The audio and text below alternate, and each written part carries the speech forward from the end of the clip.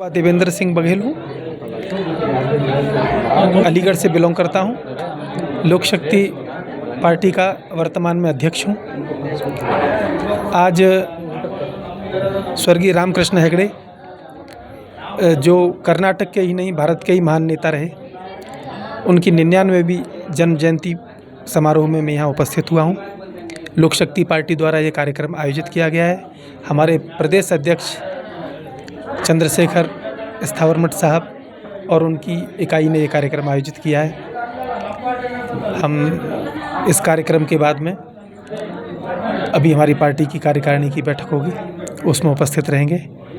हम विश्वास करते हैं कि आज राजनीति में रामकृष्ण हेगड़े साहब के आदर्शों पर चलने की ज़रूरत है, तभी देश सही दिशा में जाएगा और तभी समाज और देश का सही विकास हो सकेगा। सर, ಇವತ್ತು ಪದಾಧಿಕಾರಿಗಳ ಆಯ್ಕೆ ಎಲ್ಲ ಆಗಿದೆ, ಹೇಳಿ ಸರ್ ಅದರ ಬಗ್ಗೆ. ಮುಂಬರುವ ಚುನಾವಣೆಗಳನ್ನು ಉದ್ದೇಶದಲ್ಲಿ ಇಟ್ಕೊಂಡು ಪದಾಧಿಕಾರಿಗಳ ಆಯ್ಕೆಯಾಗಿದೆ. 99ನೇ ಹುಟ್ಟುಹಬ್ಬವನ್ನು ಇವತ್ತು ನಾವು ಆಚರಿಸಿದ್ದೀವಿ. ಶತಮಾನೋತ್ಸವ ಕಾರ್ಯಕ್ರಮಗಳು ಆರಂಭ ಆಗ್ತಾಯಿದೆ. ಮುಂದಿನ ವರ್ಷ 100 ವರ್ಷ ತುಂಬುತ್ತೆ ನಮ್ಮ ನಾಯಕರಿಗೆ. ಅದರ ವಿಚಾರವಾಗಿ ನಾವು ಇಡೀ ರಾಜ್ಯದಾದ್ಯಂತ ಹಲವಾರು ಕಾರ್ಯಕ್ರಮಗಳನ್ನು ಹಾಕ್ಕೊಂಡಿದ್ದೀವಿ.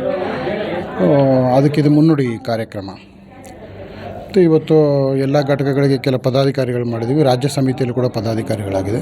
ಈ ಕಾರ್ಯಕ್ರಮದ ನಂತರ ನಾವು ರಾಜ್ಯ ಪದಾಧಿಕಾರಿಗಳ ಒಂದು ಸಭೆಯನ್ನು ನಮ್ಮ ರಾಷ್ಟ್ರೀಯ ಅಧ್ಯಕ್ಷರ ನೇತೃತ್ವದಲ್ಲಿ ಮಾಡ್ತಾಯಿದ್ದೀವಿ. ಇವತ್ತು ರಾಜ್ಯಾದ್ಯಂತ ಪ್ರವಾಸ ಏನಾದರೂ ಮಾಡ್ತೀರಾ ಸರ್? ಪ್ರವಾಸ ನಾವು ಮಾಡಲೇಬೇಕು.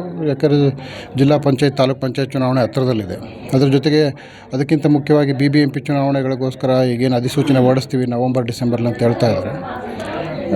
ಹೀಗಾಗಿ ಮುಂದಿನ ದಿನಗಳಲ್ಲಿ ಚುನಾವಣೆಗಳಿಗೆ ನಾವು ಏನು ತಯಾರಿ ಬೇಕೋ ಆ ಎಲ್ಲ ತಯಾರಿಯನ್ನು ಮಾಡ್ತೀವಿ. ರಾಜ್ಯದಲ್ಲಿ ಬಲಿಷ್ಠವಾದಂಥ ಶಕ್ತಿಗಳು ಇರೋದ್ರಿಂದ ಅವ್ರನ್ನ ಯಾವ ರೀತಿ ನೀವು ನಿಭಾಯಿಸ್ತೀರಿ? ಇಡೀ ಬಲಿಷ್ಠವಾದ ಶಕ್ತಿಗಳು ಅವ್ರನ್ನ ಬಲಿಷ್ಠರು ಮಾಡಿದವರು ಯಾರು? ಜನರು ತಾನೇ. ಪ್ರಜಾಪ್ರಭುತ್ವದಲ್ಲಿ ಜನಗಳೇ ಬಲಿಷ್ಠರು. ಅವ್ರಿಗಿಂತ ಬಲಿಷ್ಠರು ಯಾರಿದ್ದಾರೆ?